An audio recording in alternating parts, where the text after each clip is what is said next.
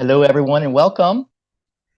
We are going to wait for about another 60 seconds while everyone's kind of filing in.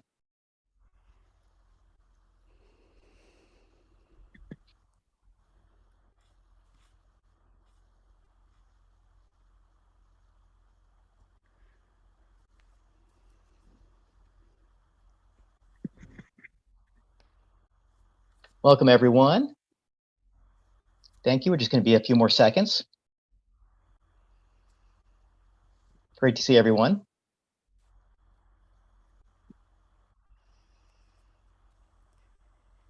Okay. Hi, my name is Brian McDonald, and I am Director of Client Relations for Anja Education Consultants. And I'd like to welcome everyone to the webinar today, where for the next 20 minutes, we will be sharing our key insights and best tactics for college admissions. Then we're going to quickly give you a couple of options if you'd like to meet with us privately to discuss how we might help you and your individual situation. And then the balance of the time is going to be for your questions. So to begin, I'd like to introduce the president of Anja Education Consultants, Anjali Maazel. Anjali is a former Princeton University interviewer, a TED Talk speaker, and college admissions expert. She is also the very proud mom of a thriving 24-year-old now in graduate school. Anjali has helped hundreds of students get into their top perfect match schools, including Yale and Stanford, Johns Hopkins and Vanderbilt, Swarthmore, and UT Austin, to name just a few. Okay, thanks again for being here today, and it's over to you, Anjali. Thanks so much, Brian. Hi, everyone. I am so glad to be with you today. And I know that many of you are here today because you can clearly see that applying to college has become much more challenging. And many of you are probably feeling a mixture of excitement and anxiety. So I want to first begin by just acknowledging that I truly understand these feelings and that as a parent and as a professional, because I have been through similar process. And by the end of this talk today, after I outline the specific challenges and solutions, I think you're going to feel much more clear and in control of this process, but also more confident and aligned with what you truly want. So I'd like to begin by telling you a brief story. I grew up in New York City and went to an extremely competitive high school. Just to give you an idea, I had 5 or 6 hours of homework at night and really felt oppressed by it all. I did well despite that, but I couldn't wait to get out of there and go to college. And my senior year was truly bizarre.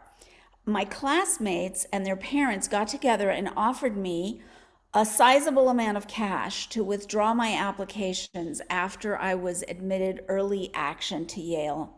Apart from the unsettling feeling this gave me, I had not really decided if I wanted to attend that school. And I wanted to see which other options would open up for me in the spring. And as it turned out, I ended up going not to Yale, but to Princeton instead. But this experience left me feeling really ill at ease. And because of that, when I was planning my own son's education, I was determined that he was not going to suffer that crushing, toxic academic atmosphere that I had endured, which I did not feel served me in the long run. So basically, I wanted my son to be happy, first and foremost, and also successful. So, how was I going to strike the right balance between those two things? The difficulty started with choosing a high school for him. We went back and forth between competitive, well known prep schools and a small, unknown school that prioritized love of learning and independent projects. I realized that either way there would be trade offs, but in the end, I chose a small school where my son found his passion. And given that I had been an interviewer for many years for Princeton, as well as a teacher who wrote a lot of letters of recommendation and gave college essay guidance, you'd think that it would have been easy for me to guide my son through the admissions process, right? Well, it did not pan out that way. So I hired a colleague to work with him. And after many months, at the end of a surprisingly difficult process, he got into an Ivy League But that is not what he chose in the end. He made what some of you might think was a very unexpected choice. And I will tell you all about it at the end of the webinar. So what I want you to know at this point is that I have been where you are.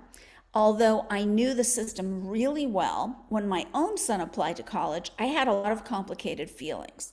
Like many parents, I was vulnerable to confusion and frustration and fear. But I did learn something important. I discovered that my son, like all of you here today, was facing a threefold problem when applying to college. Basically the threefold problem of college admissions. And number one, increased competition. Number two, complexity of the application process. And number three, the rising cost of college. Now, what does this look like in practice? So first, let's consider the competitiveness of college admissions. If you were a Texas student in the 90s and graduated in the top 20% of your graduating class, you were automatically admitted to the University of Texas at Austin. Today, you'll need to graduate in the top 6% of your class. If you were applying to Yale in the 1990s, you had an 18% chance of admission. Now it's under 5%, and 70% of USC applicants were admitted in the 90s, but in 2022, it's now under 12%. Some of you may have read a recent Wall Street Journal article about a young woman with an SAT score of 1550, a GPA of 3.95, and phenomenal extracurricular activities and leadership positions who applied to top tier schools and shockingly was admitted to none of them. So there's no doubt that college admissions has become extremely competitive. Now let's look at the complexity of the application process. 20 years ago, you might have applied to one or two colleges. The process was clear, simple, and straightforward. And now, because of the many moving parts of the application, students are applying to more colleges, as many as 8 to 15 for my students. So there is a lot to stay on top of. And to give you a glimpse into the complexity, take a look at all of the elements that need to be in place for students to have optimal merit scholarships and admission results. I'm not going to go into this in a lot of detail now, but when you ask your questions, feel free to focus on any of these elements. We will go into some of them with the case studies, but this is just to give you a sense of all the different things that should be in place optimally for the best results with scholarships and applications. Now, recently, a friend of mine was telling me about the ordeal of helping his son apply to college last fall. The numbers of different essays for each college, the completely different online applications to fill in, SAT prep, coordinating with his school to send letters of rec, different deadlines, additional applications, recommendations for honors programs, coordinating summer internships, and updating transcripts. All of this was a ton of work and created months of tension with his son. So clearly this complexity needs to be simplified. So after the competitiveness and complexity of the college admissions process, the fact is that college has gotten incredibly expensive.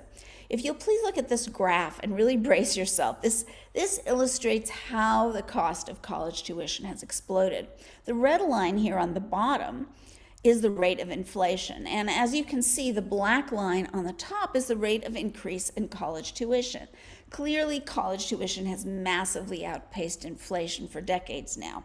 Private colleges can cost up to $77,000 per year, while in-state tuition for public schools can cost up to $28,000 per year. But here is the good news. Merit scholarships can be worth tens of thousands of dollars and even hundreds of thousands of dollars. So how do we do this? I want to show you the process of optimizing these elements to obtain scholarships and an edge in admissions through 3 quick success stories, which illustrate how we guide students in this process to gain a competitive edge, to simplify the complexity, and maximize scholarships to reduce the cost of college. So let's start with Tony.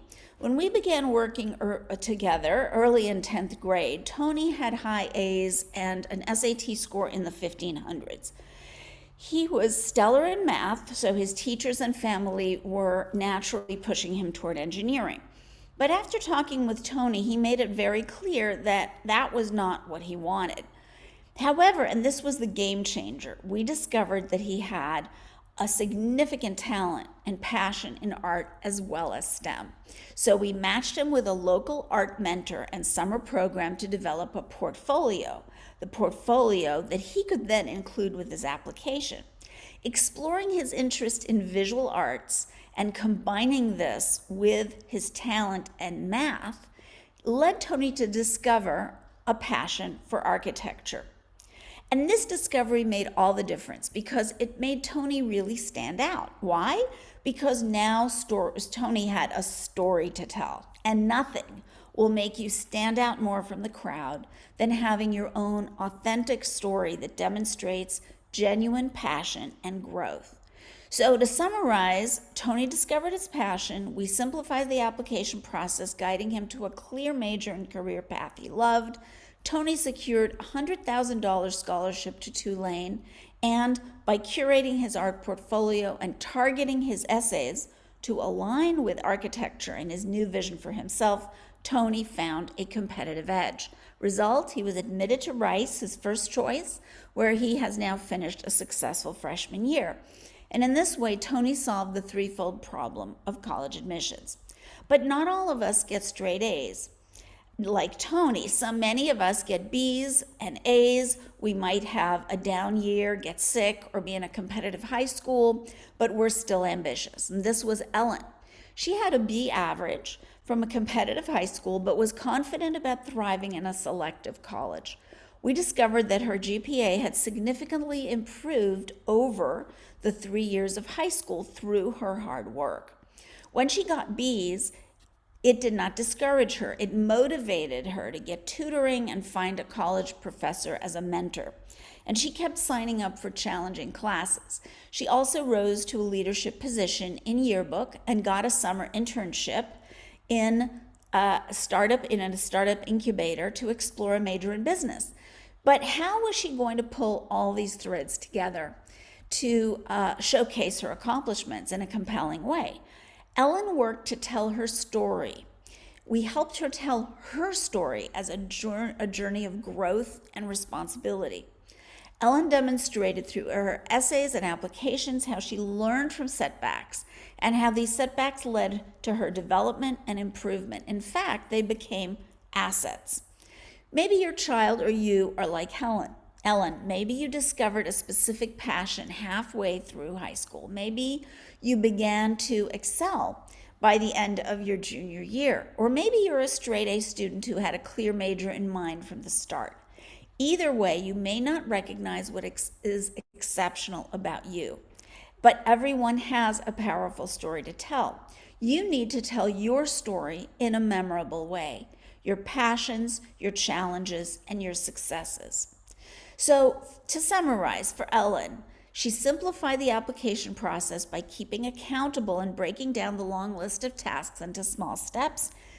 Ellen eventually submitted standout applications, and she received 12 scholarship offers ranging from $20,000 to $100,000. She gained a competitive edge by pulling all her academic and extracurricular experiences together into a compelling story in the essays and interviews. So despite her GPA, she was admitted as a business major to Emory University, her first choice.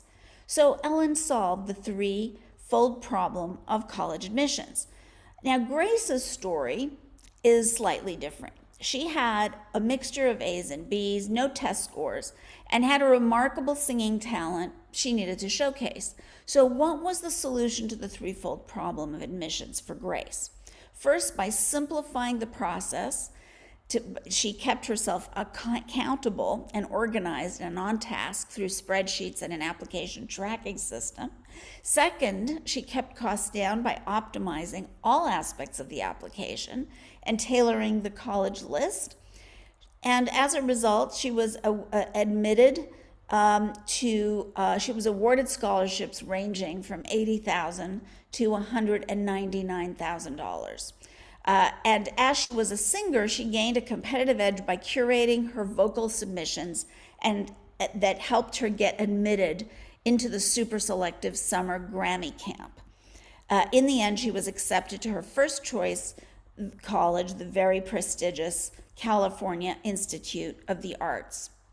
So the three students we discussed, Tony, Ellen, and Grace, were all success stories, but very different one from the other. Yet for all of them, they solved the problem of competitiveness, complexity, and cost of college. Through these case studies, we hope you have gotten some valuable tips on what to prioritize in college planning. And before we answer your questions, which is going to take up the majority of today's session, let's first answer the most common one, which is how you can work with us one-on-one. Before we give you the three simple options, here is our track record. So in 2022, for that cycle, our students received over $2 million in scholarships, and the average total amount of four-year scholarships the students received was $182,000. The return on investment was very high, and our fees were paid for many times over. In this same application cycle, the students we worked with were admitted to some of the most selective colleges in the country, including Stanford, Dartmouth, University of Pennsylvania, Johns Hopkins, as well as excellent schools such as UC Riverside, Penn State, Ohio State, and Texas A&M. And best of all, these were also the right fit for each applicant. We made sure of that. So basically, the return on investment from the admission point of view was optimized results. So if you want to gain a competitive edge, simplify the application process and keep costs down, like the hundreds of students we have helped ace college admissions, here are the three simple options. So option one is for 8th to 10th grade students. And with the 1-year early talent development packages, we have time to develop your kids' talent by identifying them, discovering their passions, and making sure they get on track. This option also maximizes admissions and scholarship results when they apply to college. We will help optimize their GPA, their test scores, extracurriculars, and summer programs. Packages start at $19.97. Now, option two is for 11th to 12th grade students. Our 2-year A-list application package, our most popular one, will give you a competitive edge, simplify the complex application process, and keep costs down. We will help optimize essays, SAT prep, and testing in collaboration with Method Learning, as well as applications and summer planning, demonstrated interest for each college. This package is $19.97, and you work directly with me. We are able to provide some level of customization. Now, for a more affordable package, you can also work with one of our hand-picked and trained college advisors in the 2-year college advisor package for 11th to 12th grades. And it is the same as the A-list, but instead of working directly with me, you work with an advisor that I have handpicked and trained, and the cost is $79.97. So if you're serious about working with us, please sign up for our free discovery session and bring your questions. Students, please have both parents with you, so sign up for when they are available. And parents, please bring your spouses. We are currently not accepting any 12th grade students. So Leslie, our wonderful moderator, will drop the sign up link in the chat now. Here is the sign up link. And if you could please make sure to do that, Leslie, that would be fantastic. Again, this session is designed to explore our packages and answer your questions. Students, please bring your parents, so sign up for when they can attend. Parents, please bring your spouse. So before I answer your questions, I would like to tell you the end of the story that I began at the very beginning, talking to you about my son who applied to college a few years ago. And at the end of this process, as I mentioned, at the end of the application process, He did, in fact, get into an Ivy League school, but that is not what he chose. He instead, after a lot of research and investigation, reflection, and a visit to campus, including a cost analysis of what the financial aid package was, he chose an amazing school, Carleton College in Minnesota, which you may or may not have heard of. But it turns out employers, grad schools, and prestigious fellowship boards know very well. It is a known school from their point of view, and for him it was a far better choice than the Ivy. At Carleton, my son got more attention. Classes were more targeted. His professors advocated for him. He stood out, and after his freshman year, he was awarded the Orion mission internship at NASA over the summer, and a second Orion mission internship at NASA the following summer while he was in his first 2 years of college. Today, he's in grad school at an Ivy League college and tells me that in retrospect, although some disagreed with his college choice, this was absolutely the right decision for him. And best of all, for me as a mom, he's happy and thriving. So parents and students, you may be anxious right now, but I can assure you that there are many roads to success. Please remember that college is not a destination. The college application process can help you begin to discover a sense of purpose, a great first step in designing a life of meaning and financial stability for yourself, and that's what I wish for all of you. So again, before we're going to get to questions in just a second, but I would like to be sure that Leslie, if you could again paste that link so that students can sign up for a discovery session to explore packages and answer specific questions. And parents, please be sure to sign up with your spouse. Very good. So now we're going to go to the Q&A, and let's see. I see one already here. Yes. So do you have links to apply for different scholarships? Yeah, the question about applying to different scholarships is that the ones that are of the highest amount for merit scholarship, and by merit I mean scholarships that are not based on income. They're based on academic performance. They're based on individual talent. They may be based on things like community service. The highest scholarship amounts for those scholarships are offered directly by the college. So you're asking me for a link, but what you need to be doing is applying to the colleges. And I don't know what this is for Isabella. I don't know, Isabella, if you have are already a senior, if you're a junior, like where you're at in the process. But the best way is to go through the college. Some of those scholarships will be listed directly on the application, but my recommendation is that you go on the website of the college and be sure that you Google scholarships for the individual college that you're looking for, because some of them, those links are directly on the application and some of them are on separate applications. So what you need is to be sure that you've looked everywhere. Unfortunately, colleges don't always put them front and center on the applications. You might have to dig a little bit. Okay, Dan.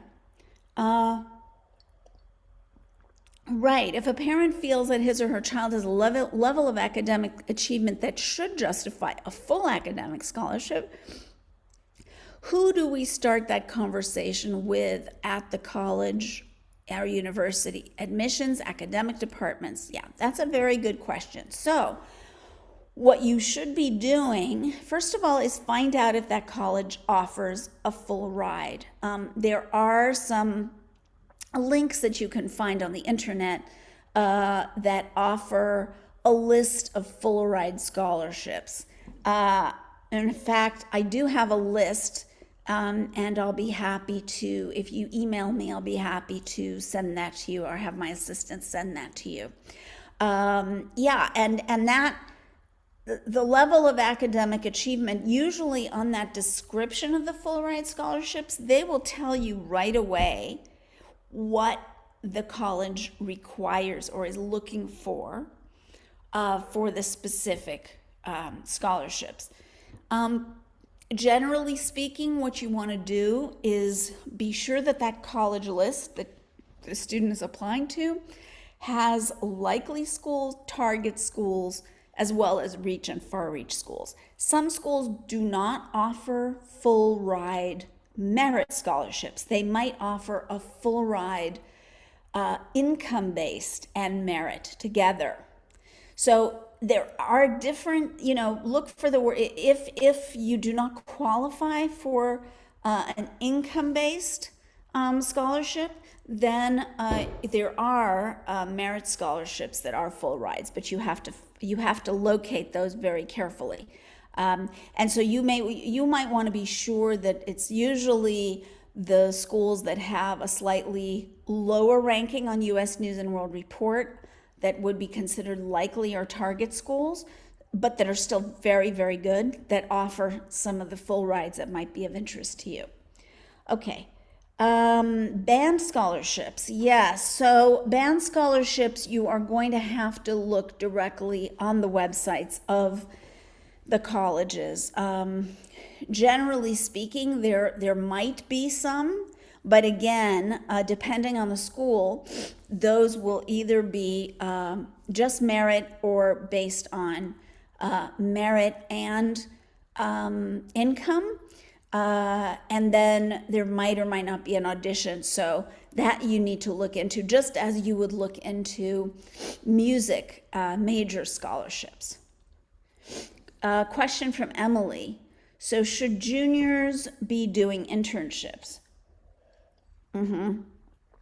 Yeah, so I can't give you a generic answer, not because I don't want to, but because when we evaluate what the most effective use of a student's time is to optimize admission and scholarship results, we have to look at the students. First of all, we have to look at the students' overall academic performance transcript. We have to look at that list of activities or resume. Generally, we interview the student and give them an interest and strengths assessment. When we put all of that together and we get a sense of their personality, then we can decide what would be the best use of their time. We also have to know, do you need something that's free? Or are you okay with what they call pay for play, which is you pay an organization to help a student find internships? There's nothing wrong with that. But again, we have to know what the needs of your family are, the overall needs are, because making that decision about should it be an internship, should it be a research fellowship generally for STEM students, but also sometimes for students in the humanities. Should it be a mentored, maybe the best use of that student's time would be to do a mentored project. And there's some very amazing, some students have done things like, with the help of a mentor, some of our students have created apps that have then gone on to benefit, students who have disabilities to be able to access certain musical instruction. I mean, there have been a wide variety of these mentored projects. And so we really would have to get to know that student really well to find out. But an internship can be a very useful way for a student to not only find out more about themselves, whether they might want to pursue that field, but also give them an edge in the admissions process. What we try to do, and what is very important to me, is to not just have students check off boxes, right? You can get you look on 10 blogs on the internet, you're going to get a list of do this, do that, do this, do that to enhance your chances of admissions and scholarships. But you know what? It's not a one size fits all. What will enhance the chances of scholarships and admission for student A may not be the same thing, or it may not be optimal for student B. So it's really about, whether you work with me or not, or work with our counselors or not, it's really about matching those opportunities to the students themselves to make this process super personalized, because that's when it's not only going to be an exercise in, kind of box checking which never works, because we're trying to second guess, what is admissions going to find attractive. Yes, when we work with students, we are super strategic in the sense that, I was a Princeton interviewer for many years. So I know what these colleges are looking for.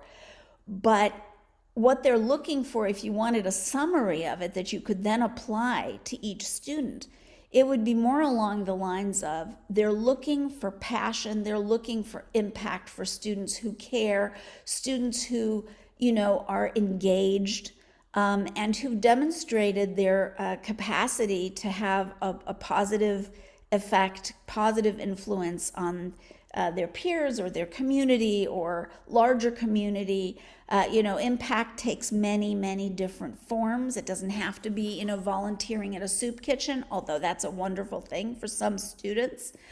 But, or getting an internship at a company, although that's wonderful for some students.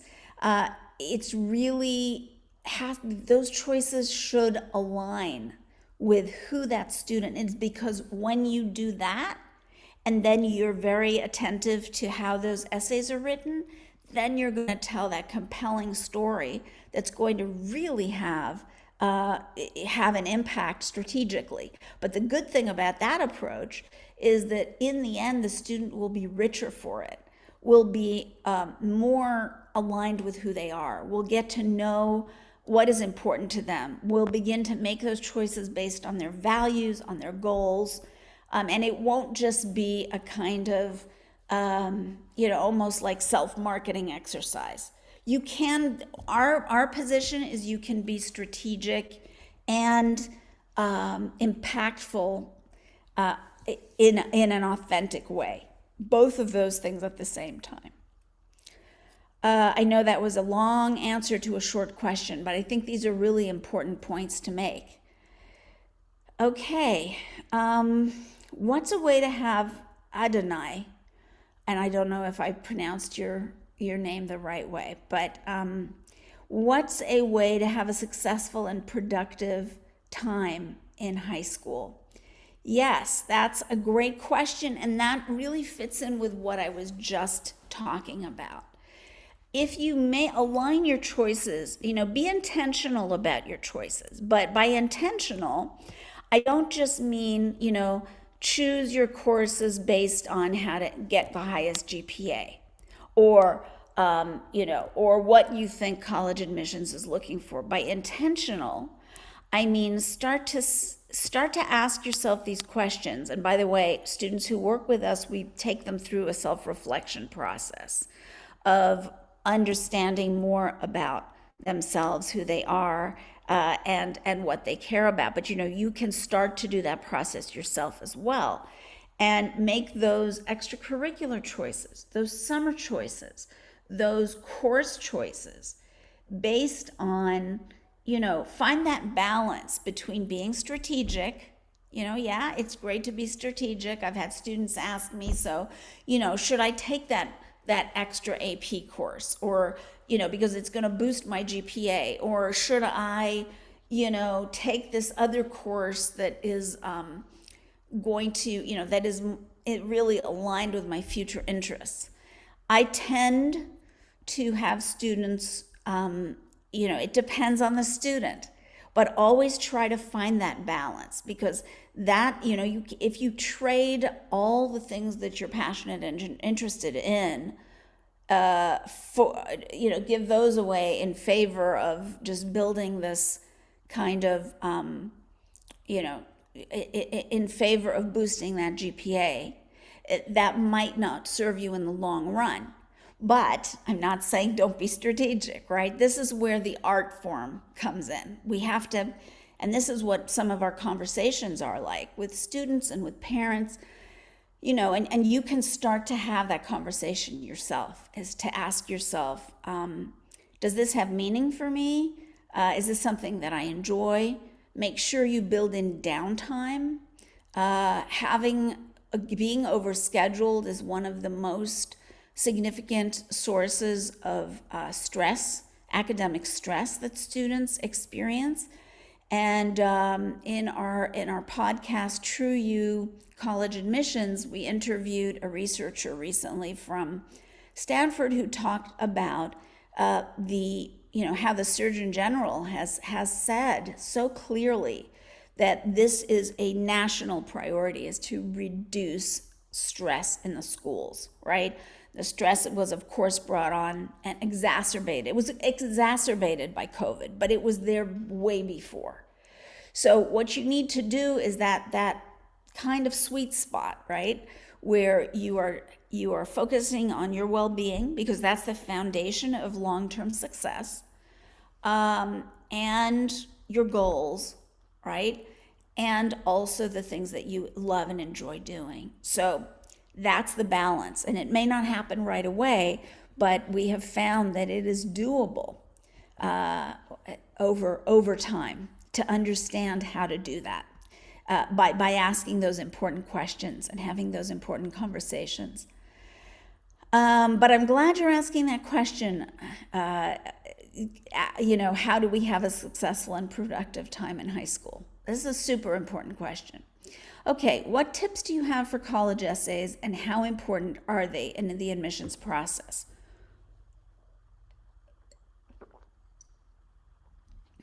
So the college essay is important. It's important in the sense that colleges are not, for the most part, just looking at your grades and GPA. There's some exceptions. The exceptions are where a student, for example, in Texas is in the top 6% of their graduating class, and they get automatically admitted as a result of that into the university. However, it doesn't admit them automatically into their first choice major. And there are other schools that have these kind of, parameters and cutoffs. But most of the time, those essays, after the rigor of the curriculum, the grades, and if you're submitting test scores, the test scores, after that, in terms of criteria and how important those criteria are, essays are going to be very, very important, right? So what you need to be sure that you're doing is remember what the function of these essays are. So the essays are there to give a window into who you are, what is important to you, what drives you. Basically, getting to know the you that is not visible on just a list of grades and a list of activities and some test scores. It is also a very precious opportunity to tell your story, and that should be the goal. But how you tell your story, as I mentioned with the case studies today, how you tell your story is very important. Because, the case study I gave of Ellen, she could have, who had the B's and, who worked really hard, but she went to a competitive high school, and she, even though she put her best effort in, she sometimes was not able to raise her grades, as high as she wanted them.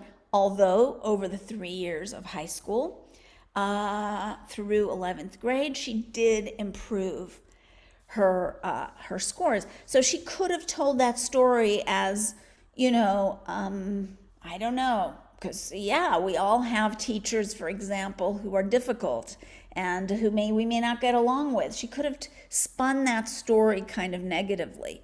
But she did not. She showed through the examples of her grades and through her commitment to taking rigorous classes, that learning mattered to her, that she had improved and progressed in her grades, that, she was excited by learning. She took a course completely unrelated to anything she wanted to do in college, which was business.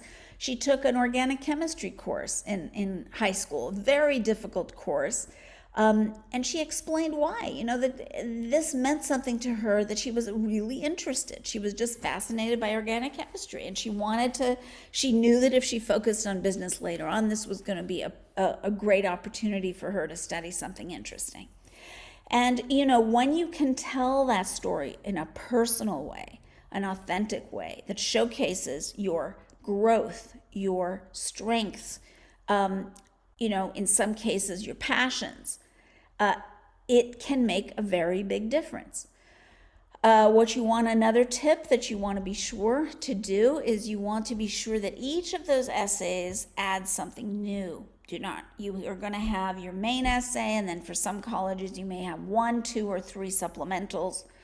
Yes, there are some colleges that don't have extra essays. That's fine. But what I'm saying is for the colleges that do, make sure that each of those essays becomes like an extra piece in the mosaic of who you are. So that by the end of reading about you through these essays, the colleges are really going to have as complete a picture as you can give them of what makes you tick, of what matters to you, of some of the challenges you've overcome, things like that. Very good. So can you still get scholarships if you transfer from a community college to a university? You can. You have to check, though, college by college, right? Because colleges now are pretty much run like businesses, even the state schools. So basically they have complete discretion as to what their policies are going to be about the scholarships. So do your due diligence, do your research, find out. This information is out there, and when in doubt, you can book an appointment or send an email to a financial aid or an admission counselor at the universities that you're thinking of transferring to. Are there colleges that offer free admission fees? If you're talking about the application fee, you can get a waiver for the application fee. Some of those application fees are like $50, $30, $60, $20.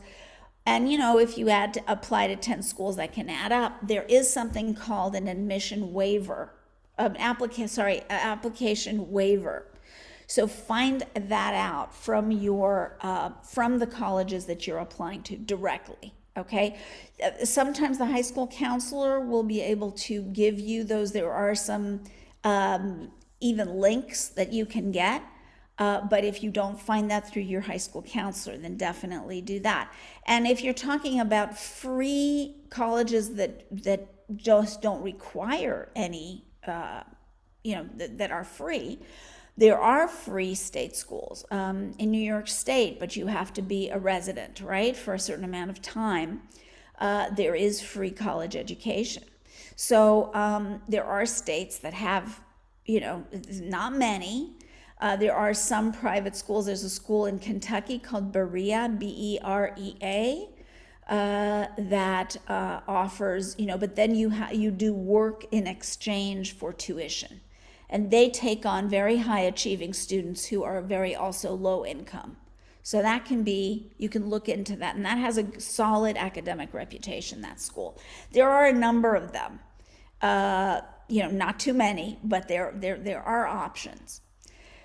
Okay, we are finished applying and waiting to hear back from the colleges. Should we wait until they are accepted at the colleges to apply for the scholarships? Okay, I think you're talking about apply for the scholarships that the colleges are offering. If that's what you're talking about, definitely do not wait, okay? Because some of those deadlines are coming up. Like a number of colleges, like for example, University of Southern California, they have like December 1st deadlines. You have to submit your application for specific scholarships by a specific deadline. So first of all, make a list of the colleges that you, or make a list of the, go into your college list and then research. Are there any scholarships I can apply to in that school, and what are the deadlines? If you're talking about outside scholarships, like third-party scholarships, I mean, there are a ton of them, like on fastweb.com or scholarships.com. You can find a list of scholarships. You can also do that right away. You don't have to wait, okay? Now, some of those scholarships will be for example, colleges in a certain state, those outside scholarships. But some of them will be for whichever school you go to. Now, a word of caution. Before you launch into third-party scholarship applications for organizations outside the universities you're applying to, check with the financial aid offices of the schools that you're applying to and find out, if you get those scholarships, are they going to deduct those scholarships from their scholarship offer? So like if they're offering you 10,000 and you get 2,000 from niche.com, does that mean that instead of offering you 10, they will offer you 10 minus 2, the 2 that you got from niche now? In other words, they'll in their mind, the niche, the $2,000 scholarship is not something above what they're offering you. They're deducting it. So if that's the case, you don't want to spend too much time, looking for scholarships. Now, having said that, if once they've deducted all of your third-party scholarships, and by the way, not all schools do this, so you have to find out school by school. Some of them will add it on immediately. But if you're getting 10,000 from a school and you get 30,000 from organizations outside the school, then it still makes sense, right? Because even though they're deducting the first 10,000, then the 20,000 afterwards, might be in that after they finish deducting, then you'll still have extra scholarship money to use. Okay, Sophia, who's a junior, is it better just to apply to college only scholarships, or do I just apply to any scholarships? Yeah. So I would start with the most important thing for a junior is your college list. When you work with us, by December of your junior year, you've got your college list. Because once you have that, then you can find out what their policies are. Again, if the colleges are not deducting those third-party scholarships from the ones that they offer you, then you can start applying to those third parties. But when you work with us, because the application process is complex, we do not have students start on the third-party scholarships until they've finished all their applications, including the applications to the scholarships offered by the colleges, if that makes sense. Because there's a lot of work to do. So rather than piling up your plate, let's first get those done. And once those are done, and you found out that they're not going to deduct from their offer, or like by how much, is there a threshold, then you can start looking into those third-party scholarships. Okay. Yes, Taylor wants the list of the full rides. That's fine, but you need to email me, and you can see my email displayed on the screen. Okay, Naitik. Do the scholarships differ for any given school based on program or major the student is choosing? Yes, absolutely. Yes. Absolutely. There can be major specific scholarships, and there can be just like regular scholarships to the school that don't depend on the major. And then there can be honors scholarships. So, as I said, the system is complex because the schools are run like businesses. So each one has their own policies and their own ways of doing it. The best thing to do is to get your college list set and then, look at that. Now, if you're doing it the other way around and you're only applying to colleges that give scholarships of a certain kind, that's another way to do it. But then you have to, if you're a junior, get going on that. Okay.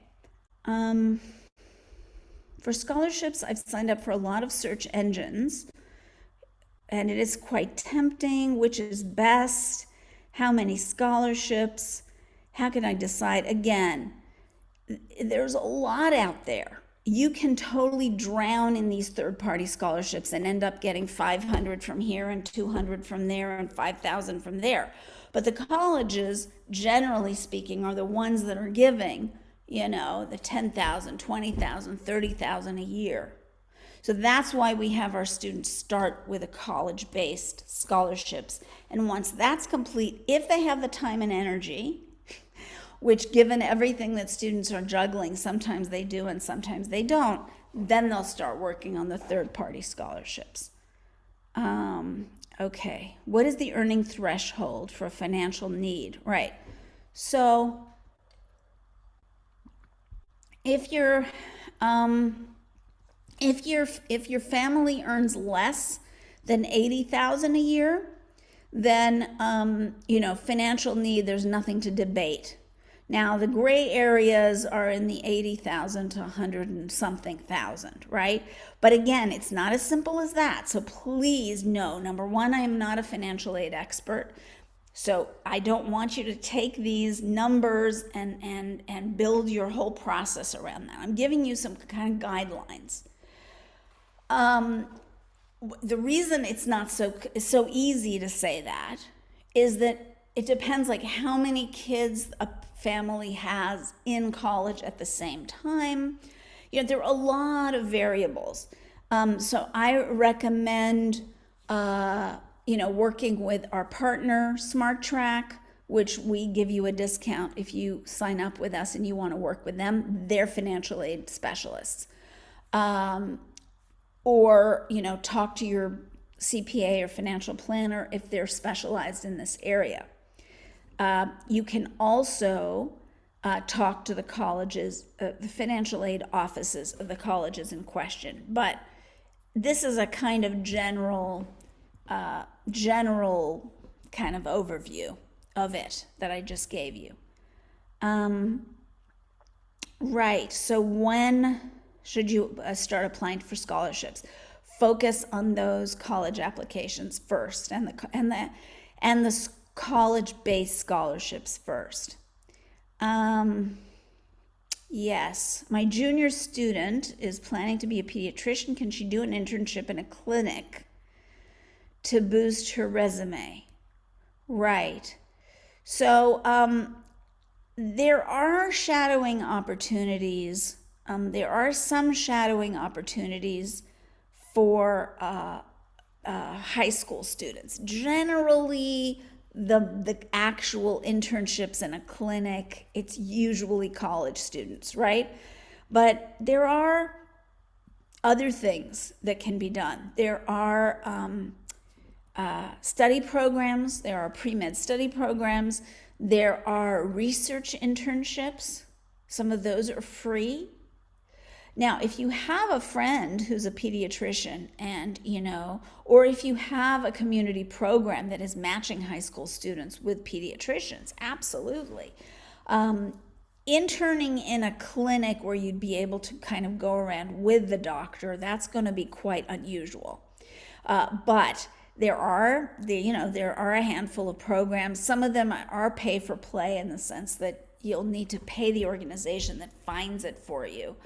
And, generally those practices, the medical practices are compensated for the time they spend with interns, etc. But yeah, anything that can be done, even volunteering in something medically related, or doing medically related research can be very good. How impactful is high school research for humanities majors? Yeah, it can be really good, you know. We have two partners that we work with that mentor students through research on the one hand, because papers can be published, even for high school students. It's quite amazing. There are a number of journals out there. There are a number of very useful options. And the other thing that can be done for humanities majors is you can do one of our mentored projects, which instead of it being a pure research, research with a paper, it might be an initiative that would be something like designing something social sciences related, or we've had students do mentorships if they were interested in literature with college professors. So there's a lot that can be done for humanities majors, for sure. And how impactful is it? Now, if you mean by impactful on the college admissions process, I would say it can be very impactful. If you're talking about impactful on the community, well, it depends how good the design of the project is. So either way. Okay, before committing to a college school, do they let you know the final amount of scholarship the student is going to get? Absolutely, absolutely. Not only that, they give you an offer, right? But you can appeal the offer. Now, the trick is if you're going to appeal it, is to appeal it in a smart way, right? It should generally be the student that does it. You know, if you work with us, we'll take you through how to negotiate a second choice college to match the first choice scholarship.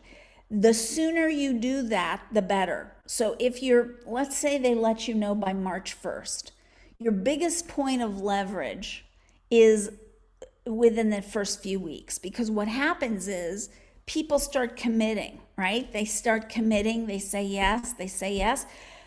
The college starts to allocate, because other people are appealing, they'll start to allocate those funds.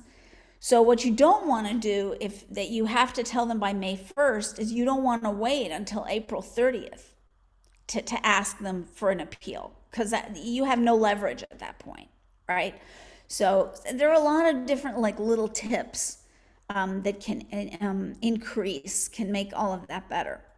Okay, are elite and highly selective schools off the table when it comes to merit scholarships? What types of universities usually offer merit scholarships? What else could students be looking inside of that model to find scholarship opportunities? Yes. So if you're talking about the Ivies do not give merit scholarships, right?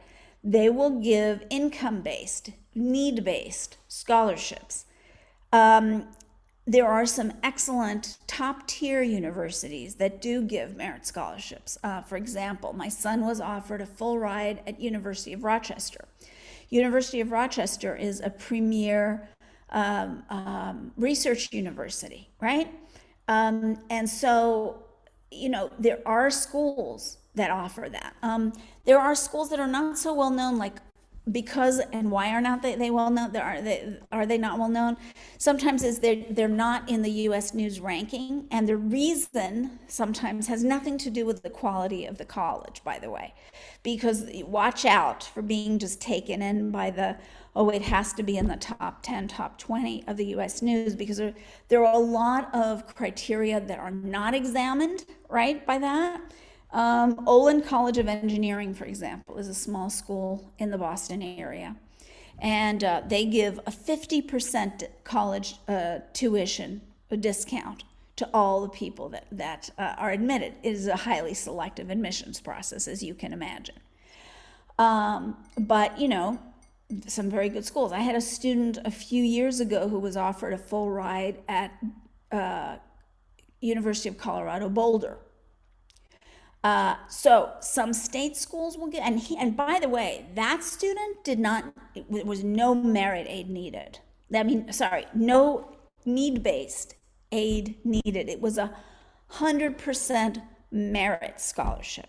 So colleges will often do that in order to attract highly qualified applicants.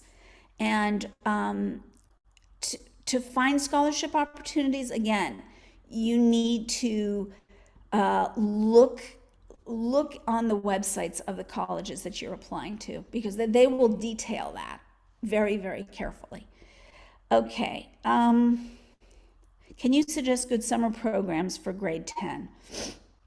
Yeah, that's going to be my last question. So, and by the way, if I haven't been able to connect with you, please feel free to, if you're serious about working with us, you want to explore our packages, and you still have questions, then feel free to book that session, that free session with us to explore moving forward. Okay, so last question, suggest summer programs. Again, I am not able to give you a generic list of good summer programs for grade 10. That's not how, that is, that you can get anywhere online. You can Google and pull up, there are millions of lists. What we do is we try to understand what is going to be the best use of that specific student's summer.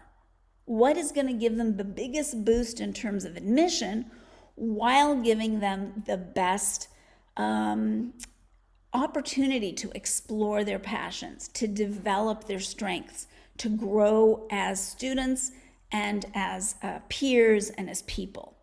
What might be a great summer program for one person, may not work for somebody else. And it's not just study. As I mentioned before, there's internship, there's research, there's a mentored outreach project where you create something for the community with the help of a mentor. I mean, there are so many creative ways of using that time. So do try to align those choices with what matters most to you. So thank you so much for coming today. Thank you for this opportunity, and I wish you joy in your learning and your life.